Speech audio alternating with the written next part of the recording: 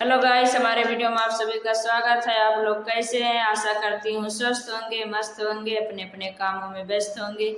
आज मैं एक भजन सुनाने जा रहे हैं। सुनना, लाइक शेयर सब्सक्राइब जरूर करना दोस्तों। अच्छा लगा तो लाइक शेयर जरूर करना।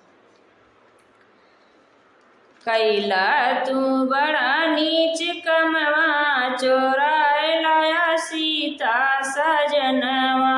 कैला तू बड़ा नीच कमवा, चोराए लाया सीता सजनवा। सीता सजनवा, सीता सजनवा। कैला तू बड़ा नीच कमवा, चोराए लाया सीता सजनवा। जब पिया सिया महारानी, जब से तू लाया पिया सिया महारानी, जब से तू लाया पिया सिया महारानी। हम देख ले अनगुण सपनवा, चोराए लाया सीता सजनवा। हम देख ले अनगुण सपनवा, चोराए लाया सीता सजनवा। सीता सजनवा, सीता सजनवा। कैला तू बड़ा नीच कमवा, चोराए लाया सीता सजनवा। सीता सजनवा। कैला तू बड़ा नीच कमवा, चोराए लाया सीता सजनवा।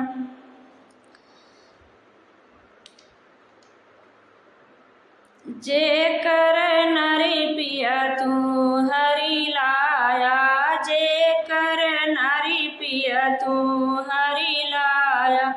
वही तो बड़े बलवनवा, चोराए लाया सीता सजनवा।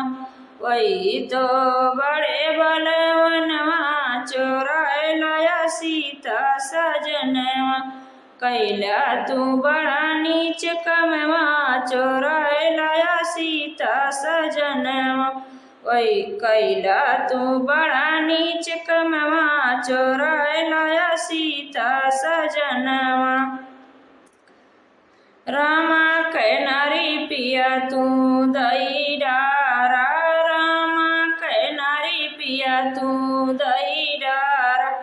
मांगिला क्षमा मांगिला छुई के चरणवा, चोराए लाया सीता सजनवा। क्षमा मांगिला छुई के चरणवा, चोराए लाया सीता सजनवा।